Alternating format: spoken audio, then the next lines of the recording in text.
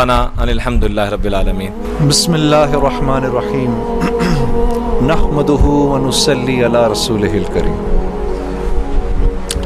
قابل احترام بھائیوں، دوستوں، بزرگوں، میری بہنوں، آپ سب کو السلام علیکم ورحمۃ اللہ وبرکاتہ۔ اور مجھے بے حد خوشی ہے آپ کے شہر آنے کی، اور میں سب سے پہلے اپنے پیارے بھائی، اپنے دوست مولانا عمران بشیر صاحب کا دل کی گہرائیوں سے شکریہ ادا کرتا ہوں کہ جنہوں نے مجھے موقع دیا میں آپ تک آؤں، پھر آپ تمام بہنوں اور بھائیوں کا کہ آپ لوگ آ گئے، اور آپ لوگوں کے آنے سے مجھے کتنی خوشی ہوئی ہے اور کتنی تسلی ہوئی ہے کہ میں آپ کو بیان نہیں کر سکتا۔ اللہ سے بس دعا ہے کہ اللہ پاک ہی آپ کو اس کا اجر عطا فرمائے اور اپنی شان کے مطابق عطا فرمائے۔ آپ مولوی عمران صاحب سے دینی اور اصلاحی بیانات سنتے ہی رہتے ہیں، پتہ نہیں کیوں میرے دل میں آتی ہے کہ آج میں آپ لوگوں کو اپنی کارگزاری سناؤں کہ اللہ نے موسیقی سے اس طرف لانے کا جو میرا انتظام کیا وہ کیسے کیا۔ آئیں آج آپ کو میں یہ سناتا ہوں۔ آپ یقین کریں گے کہ یہی دن تھے، بالکل جولائی کی شدید گرمیاں تھیں۔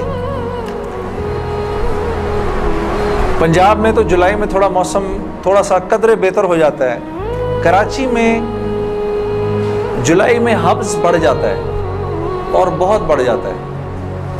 تو یہی جولائی کے دن تھے، میں گاڑی میں بیٹھا ہوا، شیشہ اس کا چڑھا ہوا تھا اور میں جا رہا تھا، تو میں نے اپنے بائیں طرف سے ایک جماعت کو گزرتے ہوئے دیکھا۔ مجھے کچھ اس طرح پتا تھا کہ یہ کچھ ایک جماعت ہے جو لوگوں کو مسجد کی طرف لے جاتی ہے اور وہ تنگ ونگ کرتی ہے، لوگوں کو گھروں سے نکال لیتی ہے،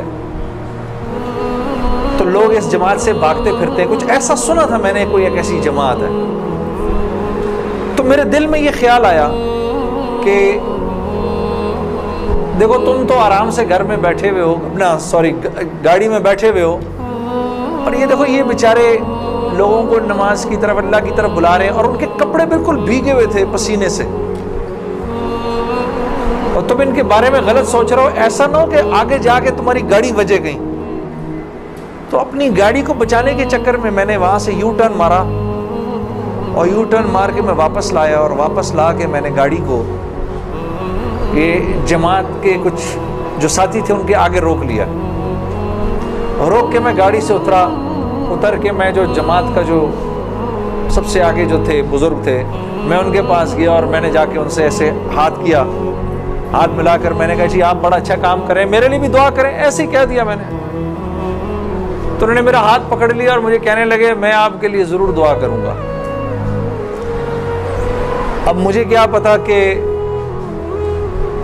گشت پر نکلا ہوا ہو کوئی، اور وہ گشت پہ نکلا ہوا آدمی دعا کرے، یہ کیسے ہو سکتا ہے اللہ قبول نہ کرے؟ ہو سکتا ہے اس اللہ کے ولی نے میرے لیے دعا کر دی ہو۔ اب آپ لوگ اللہ کا نظام دیکھیں میری بہنوں اور میرے بھائیوں، بہت عجیب بات ہے۔ اس جماعت میں ایک جو لڑکے تھے ان میں سے ایک نے اپنی مسجد میں جا کر بتایا کہ تمہیں پتہ ہے آج ہمیں روکا کس نے؟ تو انہوں نے کہا بھائی کس نے روکا؟ کہا وہ سنگر نہیں ہے جنید جمشید، اس نے آج، یہ لوگ مقامی گشت کر رہے تھے، اس نے گشت کے دوران ہمیں روک لیا، اس نے ہم سے ایسے کہا بھائی ہمارے لیے دعا کرنا۔ اور جس مسجد میں اس نے یہ بات کہی، اس مسجد میں ایک نمازی تھا جو تبلیغ میں لگ چکا تھا، وہ 16 سال پہلے میرے ساتھ سکول پڑھتا تھا۔ اللہ کا نظام دیکھیں، 16 سال پہلے میرے ساتھ سکول میں پڑھتا تھا، تبلیغ میں لگ چکا تھا۔ اس نے کہا کس نے روکا تمہیں؟ کہا وہ نہیں ہے، وہ سنگر جنید جمشید، اس نے روکا ہمیں۔ اس نے کہا اچھا میں ٹھیک ہے۔ اب میرے اس دوست نے مجھے ڈھونڈنا شروع کیا۔ ہاں بچوں آپ لوگ آگے آ جاؤ، ادھر قالین پر آ جاؤ، ادھر آ جاؤ، ادھر آ جاؤ، آؤ میرے بھائی آگے آ جاؤ، ادھر قالین پر بیٹھ جاؤ، میرے لیے تو یہ کافی ہے، یہ قالین تمہارا ہی ہے، بیٹھو ادھر آ کے بیٹھ جاؤ، لیکن بات نہیں کرنی اور یہ نہیں کرنا۔ آپ نے انکل کی بات سننی ہے, ٹھیک ہے, یہ نہیں کرنا, یہ نہیں کرو تھوڑی دیر کے لیے, کیونکہ اگر یہ کرتے رہو گے پھر بیٹا سمجھ ہی نہیں آئے گی ہم نے کیا بات کی. ٹھیک ہے, 2 منٹ کے لیے شیطانی ہتھ کنڈے سے جان چھڑا لو. ہاں اچھا, تو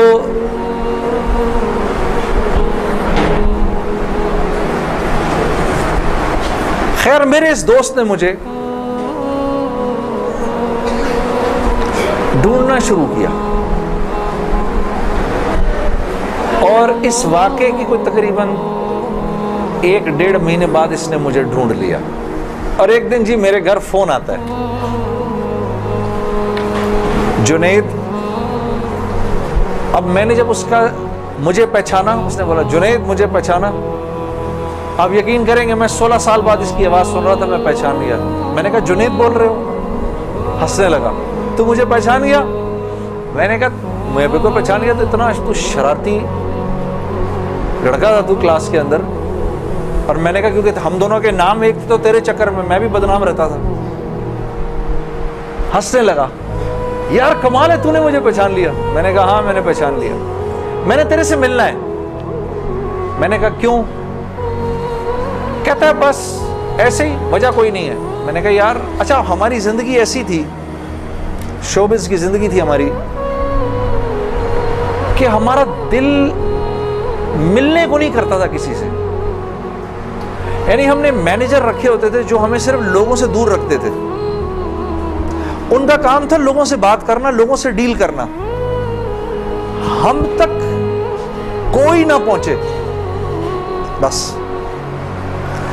یہاں تک کہ آپ حیران ہوں گے اگر میں آپ کو بتاؤں, یہ بڑی ایک افسوسناک بات ہے کہ ہمارے اپنے گھر والوں کا ہماری زندگی میں رول کم ہوتا تھا, ان مینیجرز کا رول زیادہ ہوتا تھا.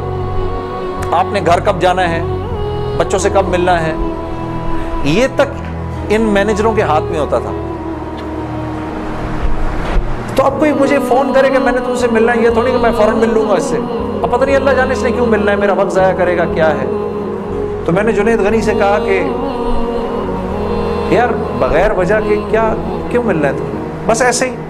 میں نے کہا انشاءاللہ دیکھو پھر چلو اللہ نے کبھی موقع دیا تو ملیں گے. کڑک میں نے فون بند کر دیا, ہمیں تو عادت تھی فون بند کرنے کی.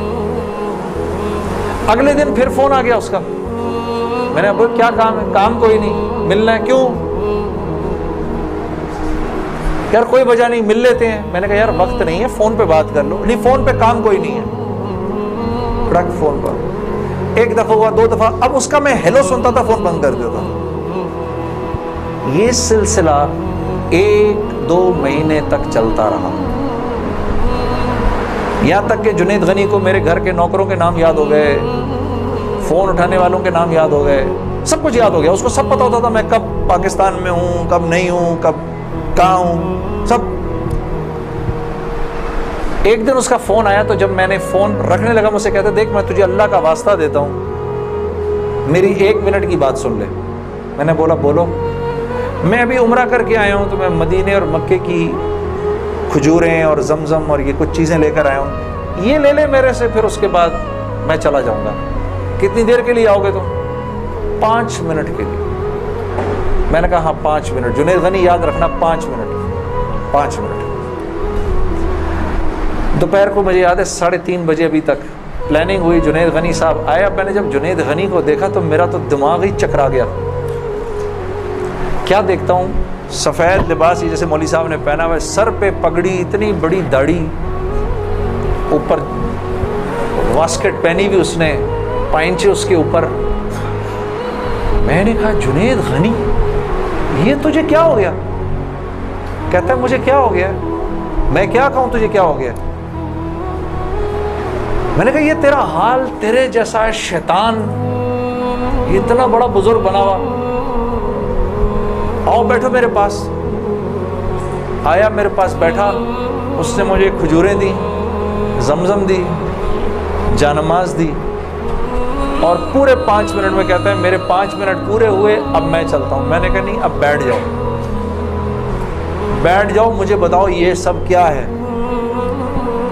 پھر مجھے کہنے لگا چل چھوڑ اس کو یار, اسکول کی بات کرتے ہیں. میں نے کہا اسکول چھوڑو, مجھے بتاؤ یہ کیا ہے, یہ کنہوں نے تمہارا حال کیا. یہ اسے کہنے لگا مل لو ان سے.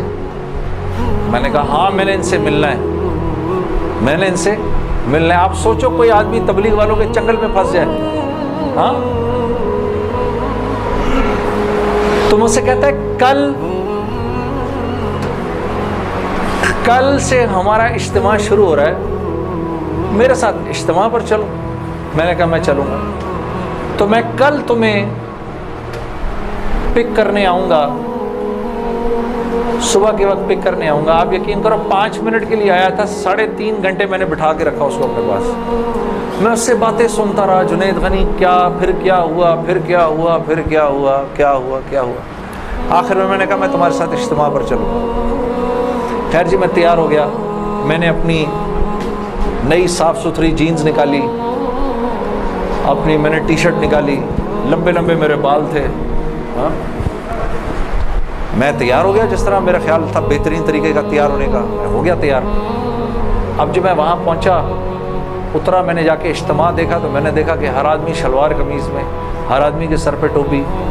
تو میں نے جنید غنی سے کہا جنید غنی سن, یہ مجھے کوئی مار وار تو نہیں دے گا ادھر ہے, میرا کوئی قتل وتل تو نہیں ہو جائے گا میرا. کہتا نہیں ہم لوگ مارنے والی پارٹی نہیں, ہم لوگ کھلانے والی پارٹی ہیں. میں نے کہا اچھا لے جاؤ مجھے اندر. پھر اب میں اندر جانا شروع ہوا اجتماع گاہ میں, تو میں نے دیکھا کہ لوگ ایک دم اکٹھے ہونا شروع ہو گئے. پیچھے سے مجھے آوازیں آئیں, ارے یار یہ تو جنید جمشید ہے یار. کو 2-4 آوازیں آئیں, ابے یہ ادھر کیا کر رہا ہے. تو مجھے یہ بات بری بھی لگی ہلکی سی, کیا مطلب بھائی کہ تم بہت بڑے مسلمان ہو, میں نہیں آ سکتا کیا. خیر میں اندر گیا, اندر جا کر بیٹھا تو میں نے دیکھا ایک مجمع سب پہنچ گیا ملنے کے لیے, دیکھنے کے لیے. جو بھی جنید غنی نے مجھے بٹھایا, تم ادھر ہی بیٹھو یہیں پر, اور میں ابھی ایک صاحب کو لے کر آتا ہوں. خیر یہ مجھے بٹھا کر چلا گیا. اتنی دیر میں ایک نوجوان لڑکا کہ جیسے بھائی لوگ بیٹھے ہیں اپنے, 18-19 سال کا, یہاں سے بیچ میں سے راستہ توڑ کے میرے پاس آ گیا. مجھے آ کر کہتا ہے جنید بھائی نماز پڑھتے ہیں آپ. تو میں اس کو ایسے دیکھنا شروع ہو گیا. اب میں نے کہا کیا جواب دوں میں اس کو, ہاں بولوں کہ نہیں بولوں, سچ بولوں کہ جھوٹ بولوں. میں دیکھتا رہا اس کو, دیکھتا رہا, لیکن اندر ہی اندر نا مجھے غصہ آنا شروع ہو گیا کہ اب یہاں یہ ہوگا, اگلا پوچھے گا آپ قرآن پڑھتے ہیں کہ نہیں پڑھتے ہیں, پھر اگلا پوچھے گا آپ روزے رکھتے ہیں نہیں رکھتے ہیں, آپ نے حج کر لیا. مطلب یہاں اب میری کیا اب یہاں پر کیریکٹر اسیسینیشن ہوگی کیا؟ میں ابھی یہاں پر کیریکٹر اسیسینیشن کروانے آیا ہوں, اپنی کردار کشی کروانے آیا ہوں میں یہاں پر. تو میں نے وہ لڑکا جو ساتھ بیٹھا تھا, میں نے کہا یار اس کو بولو جنید غنی کو یہ مجھے غلط جگہ لے آیا, وہ میں یہاں سے جا رہا ہوں ابھی. وہ بھاگا گیا اس کے پیچھے, اس کو لے کر آیا. جنید غنی نے کہا کیا ہو گیا یار جنید, کیا ہو گیا؟ میں نے کہا یار کچھ نہیں. تو وہ کہتا ہے یہ ابھی ایک لڑکے نے آ کے پوچھا تھا ان سے آپ نماز پڑھتے ہیں نہیں پڑھتے ہیں. تو جنید غنی نے کہا تو نے اس لڑکے کو آنے کیوں دیا؟ اتنا غصے ہوا وہ اس پہ. میں نے جنید غنی کو ٹھنڈا کیا, میں خود بھی تھوڑا ٹھنڈا ہوا. میں نے کہا یار کیوں ناراض ہوتا ہے, وہ لڑکا بات تو صحیح کر رہا تھا نا کہ نماز پڑھنی تو چاہیے مجھے. تو اس نے جو جملہ بولا نا مجھے, وہ مجھے آج تک یاد ہے. جنید غنی نے جو جملہ بولا, اس نے کہا جنید ہم کیوں نہیں پوچھتے کہ تم نے کیوں نہیں کیا, ہم تو ترغیب دیتے ہیں, اس کے بعد اللہ سے دعا کرتے ہیں کہ اللہ وہ نیکی کرنے کی توفیق دے. ہاں وہ آج بھی مجھے وہ بات یاد ہے. اللہ پاک یہ مجھے بھی عطا کرے کہ ہم کسی سے یہ نہ کہیں بھائی تم نے کیوں نہیں کیا یہ, بلکہ نیکی کی ترغیب دیں اور پھر اللہ سے رات کو دعا کریں اللہ میرے اس بھائی کو, میری اس بہن کو توفیق دے وہ اس نیکی کو کر سکے. پھر میں نے کہا جنید غنی کو چل چھوڑ یار, میں ادھر ہی بیٹھا ہوں, میں کہیں نہیں جا رہا. اب جنید غنی صاحب نے ایک صاحب کو بلایا, ان کا نام تھا ڈاکٹر بلند اقبال. ابھی جب میں شان رمضان شان رمضان کر رہا تھا نا, یہ ابھی کچھ پچھلے رمضان میں, تو ڈاکٹر بلند اقبال صاحب بڑے عرصے بعد مجھے ملنے آئے، میں ملا ان سے، بڑی خوشی ہوئی. میں نے ان کو یاد کرایا وہ واقعہ جو میں اب آپ کو سنانے لگا. تو ڈاکٹر بلند اقبال صاحب میرے سامنے آ کے بیٹھ گئے. اور ڈاکٹر بلند، اب تبلیغ والوں کا بہن میں ذرا سا آپ کو بتاؤں کہ تبلیغ والے نا اب وہ سامنے والے کو جانتے نہیں ہیں، لیکن اس کو اللہ کی دعوت تو دینی ہے.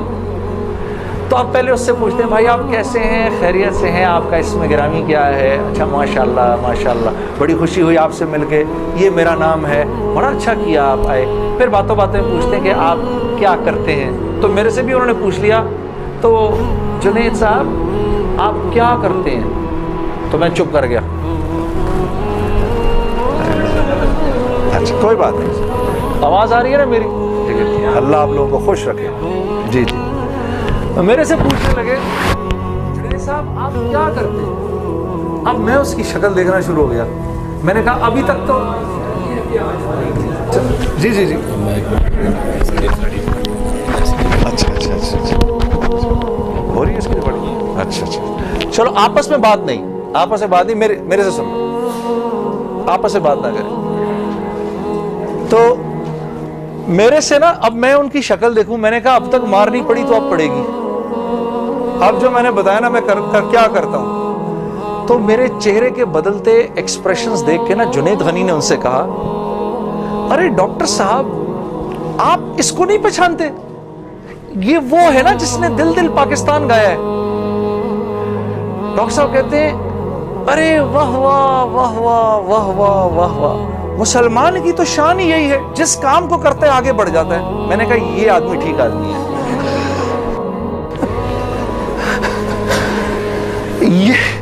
یہ بالکل ٹھیک آدمی ہے، اس سے کرو دوستی.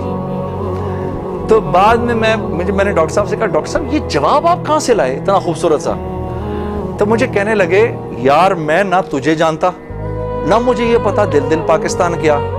تو جب اس نے بولا نا کہ اس نے دل دل پاکستان گایا تو میں نے کہا واہ واہ واہ واہ، اور میں دل میں دعا کروں یا اللہ جلدی سے صحیح جواب میرے ذہن میں ڈال، جلدی سے صحیح بات ڈال میرے ذہن میں.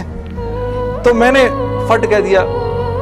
اور یہ بات میرے دوستو ہے بھی سچ کہ مسلمان کی شان یہ ہے، مسلمان جس کام کو کرتا ہے نا مسلمان اس کام میں آگے بڑھ جاتا ہے. ساری دنیا میں جن کاموں کو آپ برا کام سمجھتے ہیں نا کہ یہ برے کام ہیں، ان برے کاموں کو بھی اگر کبھی کسی مسلمان نے کیا نا تو یقین کرو غیروں سے بھی زیادہ کیا. ہاں یقین کرو، مسلمان ایک عجیب امت ہے، ہم سے بہتر کوئی نہیں. کنتم خیر امہ، بس یہ ہر لائن سے بہترین امت ہے. جس کو اللہ ہی کہہ دے تم بہترین ہو تو پھر ہمیں دوسروں سے پوچھنے کی کیا ضرورت ہے کہ ہم اچھے ہیں کہ برے ہیں. ہاں اب میں پورا دن ڈاکٹر بلند اقبال صاحب کے ساتھ پھرتا رہا. اور جب دن کا آخر آیا تو جنید غنی نے مجھے کہا کہ چل میں تجھے اب گھر چھوڑ دوں. میں نے کہا گھر تو مجھے چھوڑ دو، لیکن یہ بسترے کیا ہیں، یہ جو بسترے لگے ہیں؟ کہا یہ رات کو لوگ یہاں سوئیں گے. میں نے کہا اور یہ جو بزرگ حضرات ہیں یہ بھی ادھر ہی سوئیں گے. میں نے کہا یار میں تو ان سے زیادہ فٹ آدمی ہوں، اگر یہ بوڑھے لوگ ادھر سو سکتے ہیں تو میں بھی سو سکتا ہوں. تو اس نے کہا یار نور اللہ نور، تیرے لیے بھی بسترا لگا دیتے ہیں.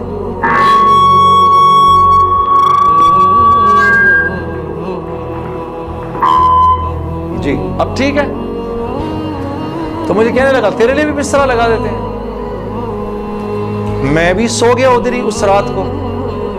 وہ شاید زندگی کی پہلی دفعہ زندگی میں رات کو تہجد کی نماز پڑھی، اٹھا دیا اس نے بیچ میں. تو ایک دن گزرا، دوسرا دن گزرا، تیسرے دن مولوی طارق جمیل صاحب کا بیان تھا.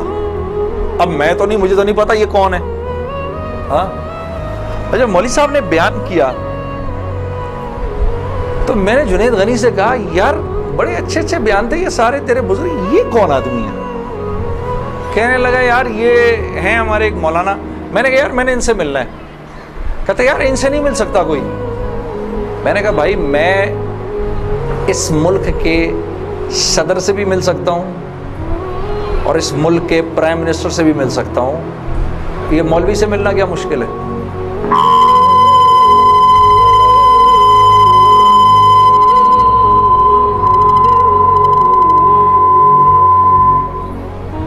اب ٹھیک ہے، ٹھیک بہترین، تھوڑا سا اور، تھوڑا سا اس کا گین تھوڑا کم کر دو، ٹھیک ہے؟ ان میں سے زیادہ تر لوگوں کو نہیں پتا کہ اس مائک سے میرا تعلق جو ہے وہ ان ساروں کی عمروں سے بھی پرانا ہے۔ اچھا اب ٹھیک ہے، اب ٹھیک، آپ لوگوں کو پیچھے آواز آ رہی ہے؟ بس تو خیر میں نے سوچا مجھے ملنا ہے، ہر صورت میں ملنا ہے۔ کہنے لگا کہ یار کس طرح کریں گے، چل میں تجھے لے کے چلتا ہوں۔ خیر جی ہم پورے مجمع میں سے نکلے دونوں، کرتے وہ پیچھے حضرات کے ٹینٹس لگے ہوئے تھے، کرنگی میں ہوا تھا یہ کراچی کا اجتماع، میں اور یہ بات کر رہا ہوں 1997 سپٹمبر 1997، 3 سپٹمبر مجھے ابھی تک یاد ہے، میری سالگرہ تھی، 3 سپٹمبر 1997۔ عمر بھی بتا دوں میری کیا ہو گئی تھی، معلوم ہے سب؟ آپ کو سب کو پتہ چلے گا 50 سال کا تو ہو ہی گیا ہوں نا میں، اب کیا ڈرنا، جو 50 سال کا بندہ ہو جائے وہ کیا عمر چھپایا اپنی۔ خیر تو میں جب ادھر پہنچا تو وہاں پر ایک لڑکا ایسے ڈنڈا لے کر کھڑا ہوا مولوی صاحب کے کمرے کے باہر، تو مجھے دیکھ کر وہ مسکرانے لگا، جنید بھائی آپ ادھر کیا کر رہے ہیں؟ اب مجھے 3 دن تو گزر گئے تھے۔ میں نے کہا کیوں بھائی، میں کیوں نہیں آ سکتا ادھر، تو بڑا مسلمان ہے میرے سے۔ ہنسنے لگا، نہیں وہ میں نہیں کہہ رہا، میں آپ کو دیکھ کے تھوڑا حیران ہو گیا، کیا کام ہے؟ میں آپ کا بڑا فین ہوں۔ میں نے کہا اچھا، تو میں نے کہا کہ مجھے یہ جو تھے نا مولانا طارق جمیل، ان سے ملنا ہے۔ کہ یار جنید بھائی ان سے تو ملنے کی کسی کو اجازت نہیں ہے۔ میں نے کہا تم جا کر بتاؤ تو صحیح کہ میں نے ملنا ہے۔ اچھا میں کچھ کرتا ہوں۔ خیر وہ اندر گیا، اس نے اندر جا کر کہا کہ آپ آئیں اندر۔ تو میرا دوست جنید غنی مجھے لے گیا۔ آپ یقین کرو میں نے مولوی طارق جمیل صاحب کو زندگی میں کبھی اکیلے بیٹھے نہیں دیکھا، وہ اللہ نے شاید اس دن ملوانا تھا یا بات کروانی تھی، اکیلے بیٹھے ہوئے تھے خیمے میں اپنے۔ جنید غنی نے جا کر اندر کہا مولانا میرا ایک دوست ہے جنید جمشید، وہ آپ سے ملنا چاہتا ہے۔ مولانا نے کہا کون؟ جنید جمشید؟ میں باہر کھڑا حیران ہو گیا، ان کو کیسے پتا میں کون ہوں؟ اندر بھیجو اس کو، اندر بھیجو۔ مجھے بلایا اندر اور جنید غنی کو کہا تم باہر جاؤ، تم باہر انتظار کرو۔ وہ باہر چلا گیا، یہ نوجوان جیسے بیٹھے ایسے جا کے میں مولوی صاحب کے سامنے بیٹھ گیا، اور مجھے ایسے تیز نظروں سے انہوں نے دیکھنا شروع کر دیا۔ میں نے کہا آپ مجھے ایسے کیوں دیکھ رہے ہیں؟ کہتے ہیں میں تجھے نہیں دیکھ رہا، میں تو اللہ کی شان دیکھ رہا ہوں۔ میں نے کہا جی کیا مطلب؟ کہا تیرے بڑے بڑے بورڈ لگے ہیں فیصل آباد کے اندر، بڑے بڑے بورڈ لگے ہیں۔ میں اکثر ان بورڈز کو دیکھ کر کہتا تھا، مجھے بعد میں مولانا نے بتایا، میں ان کو بورڈز کو دیکھ کر کہتا تھا ہر ایک کو ہدایت مل سکتی ہے، اس کو نہیں مل سکتی۔ ہاں آج میں جب ادھر ایئرپورٹ آ رہا تھا تو ایئرپورٹ پہ تیرا بڑا سا بورڈ لگا ہوا تھا، ایسے ہی میرے دل میں آئی یا اللہ کیا یہ نہیں ہو سکتا کہ اس سے میری ملاقات ہو جائے، اور تو میرے سامنے بیٹھا ہے، میں اللہ کی شان دیکھ رہا۔ تو میں نے کہا اچھا۔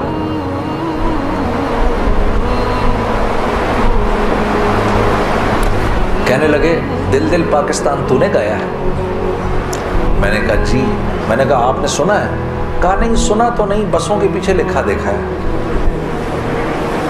میں نے کہا چلو یہ کسی یوں پہنچا نہ پہنچا، آئے تو صحیح برسر الزام ہی آئے، ہاں ہوٹوں پہ کبھی ان کے میرا نام ہی آئے، آئے تو صحیح برسر الزام ہی آئے۔ میں نے کہا چلو یوں نہیں تو یوں سے، تعارف یوں نہیں ہوا تو یوں ہو گیا، بسوں کے پیچھے تو لکھا دیکھ لیا۔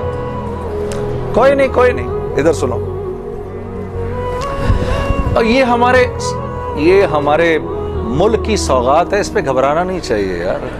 ایسے ہو جاتے ہیں ہائے یہ کیا، ارے یار کیا ہو گیا، بجلی چلی گئی نا، آ گئی. یہ تو ہمارے ملک کی سوغات ہے، اس پہ گھبرانا نہیں چاہیے.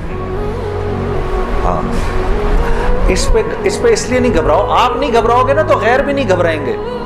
جب آپ گھبرا جاتے تو غیر بھی کہتے ہیں ہاں یار کوئی عجیب سی بات ہو گئی ہے. تو ہاں ان کو بھی بولو یوز ٹو ہو جاؤ بھائی، ہم لوگ مل بانٹ کے کھانے والے ہیں. کبھی آپ کے گھر نہیں تو کبھی ان کے گھر نہیں، ہاں کبھی میرے گھر تو کبھی آپ کے گھر. تو اس پہ گھبرانا نہیں چاہیے. خیر، تو میں نے مولوی صاحب سے کہا مولانا میرا ایک سوال ہے. ایک پاکستانی نوجوان میری عمر کا، جس نام شہرت کا تصور بھی نہیں کر سکتا، وہ سب کا سب میرے پاس موجود ہے، لیکن میں اندر سے خالی ہوں. لوگ اس بات کو نہیں جانتے. لوگ سمجھتے ہیں کہ میں بہت خوش ہوں، لیکن میں اندر سے بہت پریشان ہوں. بہت اضطراب ہے اور اس کی وجہ مجھے سمجھ نہیں آتی. فرمانے لگے تیرا مسئلہ یہ ہے کہ تجھے چوٹ لگی ہے سیدھے گھٹنے پر اور تو مرہم لگا رہا ہے الٹے گھٹنے پر. میں نے کہا جی وہ کیسے؟ فرمانے لگے دیکھو اللہ نے انسان کو دو چیزوں سے بنایا ہے. ایک مٹی سے بنایا ہے، ایک جسم سے بنایا ہے جو کہ مٹی کا بنا ہوا ہے، اور ایک روح ہے جو اللہ کا امر ہے. ٹھیک، تو جسم کیونکہ مٹی کا ہے اس لیے اللہ نے اس کی ہر ضرورت کو مٹی میں رکھا ہے. جو کھانا ہم کھاتے ہیں، جو کپڑے ہم پہنتے ہیں، جو پانی ہم پیتے ہیں، جو جن گھروں میں ہم رہتے ہیں، جو چیزیں ہم استعمال کرتے ہیں، یہ سب جسم کی ضرورت کی چیزیں ہیں. اور کیونکہ جسم مٹی کا ہے تو اللہ نے ان تمام ضرورتوں کو مٹی میں رکھا ہے. روح اللہ کا امر ہے، یہ آسمانوں سے آئی ہے تو اس کی خوراک بھی آسمانوں پر ہے، زمین میں نہیں ہے. پھر فرمانے لگے اگر میں تم کو سونے کے ایک محل میں بند کر دوں اور 4 دن کھانے کو نہ دوں تم کیا کرو گے؟ میں نے کہا ظاہر سی بات ہے میں چیخوں گا کہ مجھے کچھ کھانے کو دو. کہا بس یہی حال تیری روح کا ہے کہ تیرا جسم اچھے اچھے کپڑے پہنتا ہے، بڑی بڑی گاڑیاں چلاتا ہے، اچھے اچھے محلوں میں رہتا ہے، اور تو اپنے آپ کو سیٹسفائی کرنا چاہتا ہے، لیکن اندر تیری روح جو ہے وہ بھوکی ہو کے جب چیختی ہے تو تیرے سر میں درد ہوتا ہے. تو اس روح کی بھوک کا بھی تو علاج کر. تو میں نے کہا اس کی خوراک کہاں ہے؟ کہا یہ آسمانوں سے آئی ہے تو اس کی خوراک بھی آسمانوں پر ہے، زمین میں نہیں ہے. اور دل کے سکون، چین اور اطمینان کا تعلق اس مٹی کے بنے ہوئے جسم سے نہیں ہے بلکہ اس آسمان سے آئی ہوئی روح سے ہے. تو میں نے کہا اس کی غذا کیا ہے؟ فرمانے لگے اس کی غذا اللہ کا کلام ہے، اللہ کے حکم ہے. اس کی غذا نبی کی زندگی ہے، نبی کے طریقے ہیں، نبی کی سنت ہے. وہ جب تک اس کو ملیں گے نہیں یہ بھوکی رہے گی، اور جب یہ بھوک کر چیخے گی تو پھر تم تو مسلمان ہو، تمہیں تو پتہ ہے، غیروں کو تو پتہ نہیں. وہ دماغ کی اس چیخ کو سلانے کے لیے کبھی شراب پیتے ہیں، کبھی نشے کرتے ہیں، لیکن یہ تو جب تک روح بھوکی ہے اس وقت تک اندر سے تم مضطرب رہو گے، سکون چین نہیں ملے گا. اور پھر قرآن کی وہ آیت پڑھی مجھے آج بھی یاد ہے، الا بذکر اللہ تطمئن القلوب، کہ اللہ پاک چیلنج دے رہے ہیں سب کو کہ اگر دل کا سکون، چین اور اطمینان چاہیے میرے بندو، مالداروں، حکومت والوں، دولت والوں، شہرت والوں، اگر تمہیں دل کا سکون، چین، اطمینان چاہیے تو تمہیں مجھ سے تعلق بنانا پڑے گا، مجھ سے یاری لگانی پڑے گی. مولانا کی یہ بات سن کر میں تو پہلے ہی پریشان تھا، 3 دن سے بیان سن رہا تھا، میں تو دھاڑے مار کے رونا شروع ہو گیا. روتا رہا بڑے دیر تک.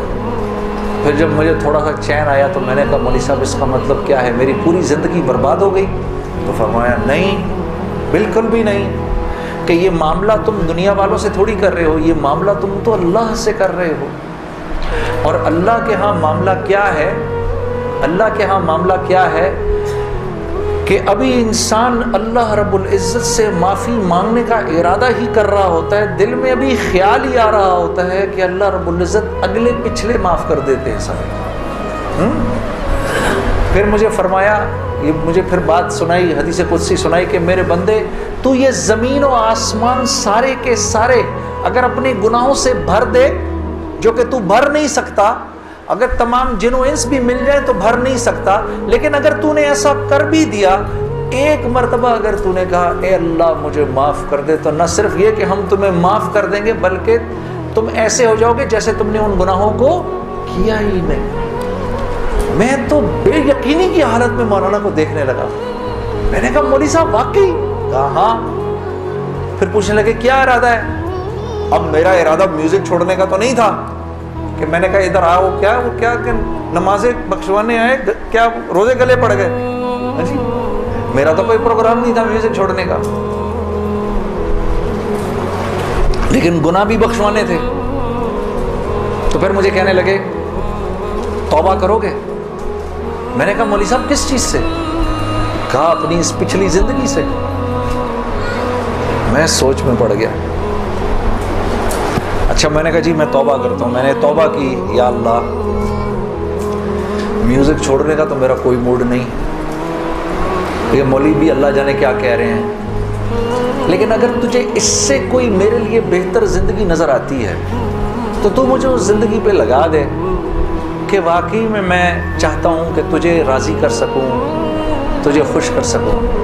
اے اللہ پچھلی پوری زندگی پر توبہ کرتا ہوں، اگلی زندگی تیرے حکموں پر چلنے کی کوشش کروں گا۔ اگر تو واقعی ایسا ہے جیسا یہ مولوی صاحب فرما رہے ہیں تو تو مجھے معاف کر دے۔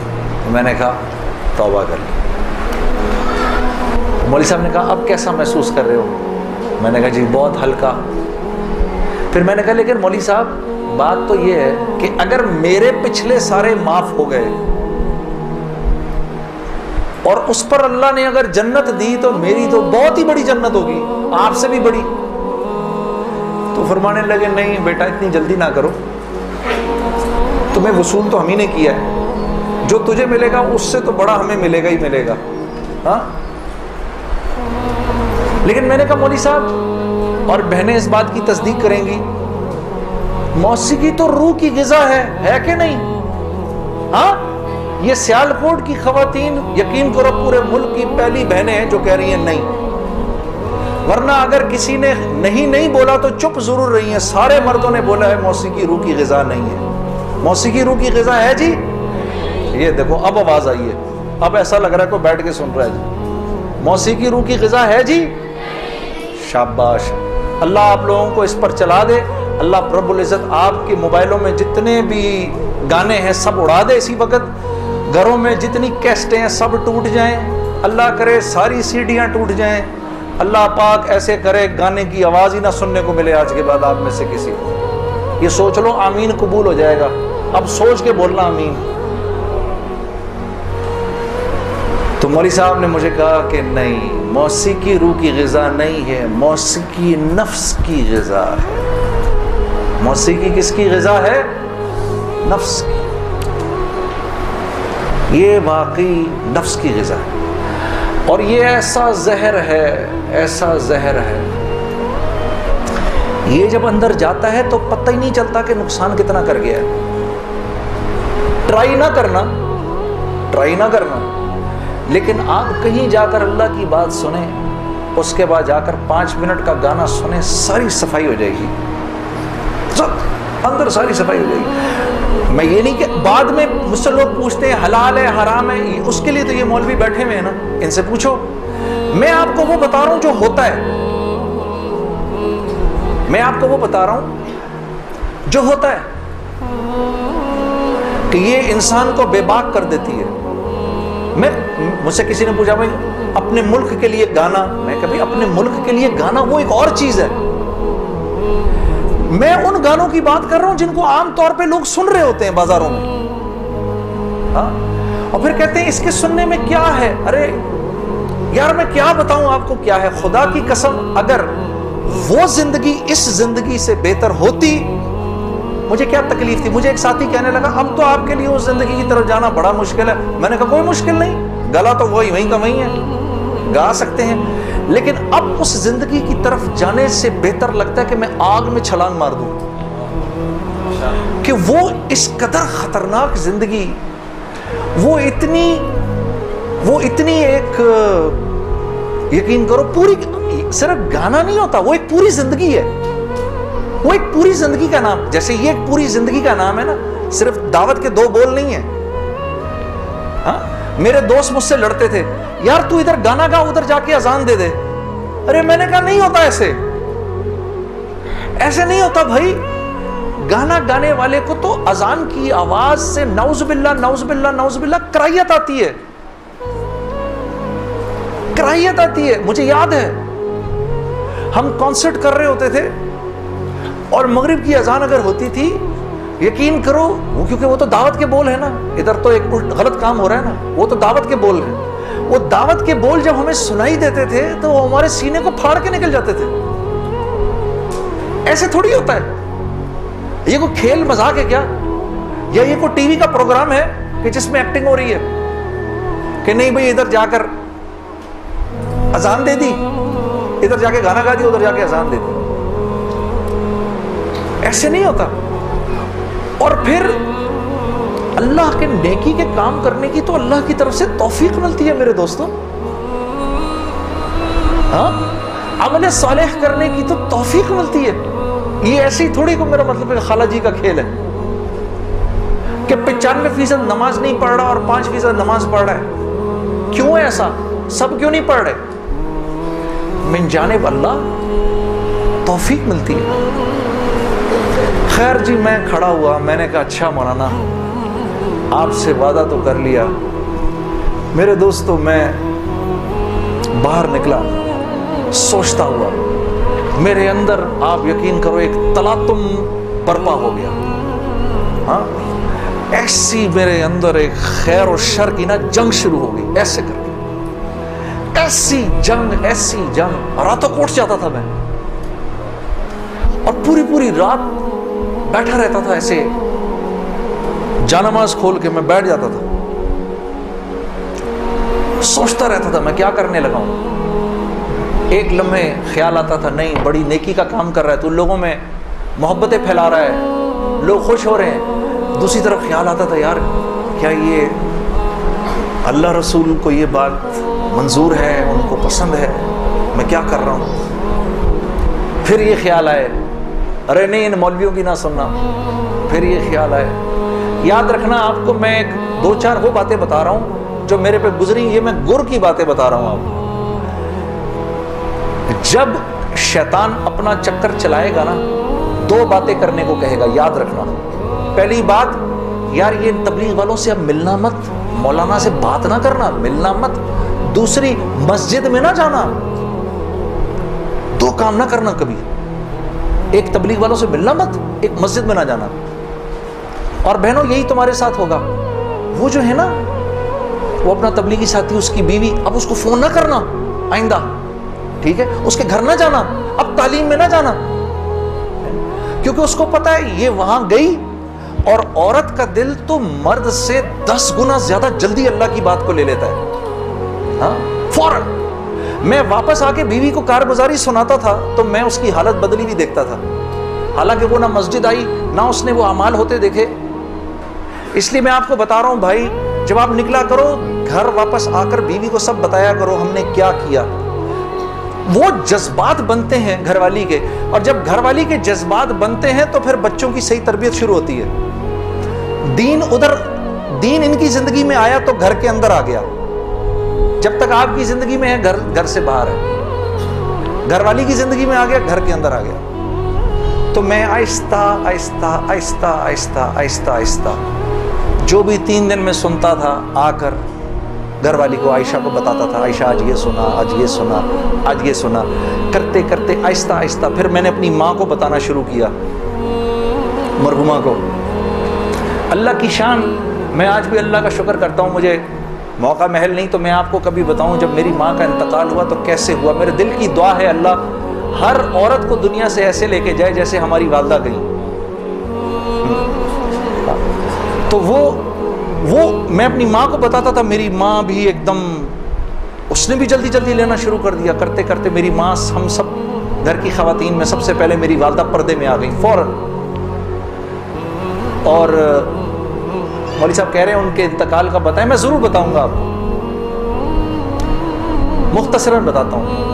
میری ساؤتھ افریقہ کی تشکیل تھی, پیچھے والدہ کی طبیعت بہت خراب ہو گئی. مجھے بھائی نے بولا جنید بھائی آ جائیں واپس, کیونکہ امی جا رہی ہیں, امی نے اب نہیں رکنا. تو میں نے ساتھیوں سے کہا, انہوں نے کہا یار چلے جاؤ, کیا فرق پڑتا ہے, یہ پھر یاد کرو گے ساری زندگی. اب میں سوچتا رہا, اب میں نے امی کو فون کیا, میں نے کہا اماں آ جاؤں, کہا نہیں ہرگز نہیں آنا. تو میں نے کہا کیوں؟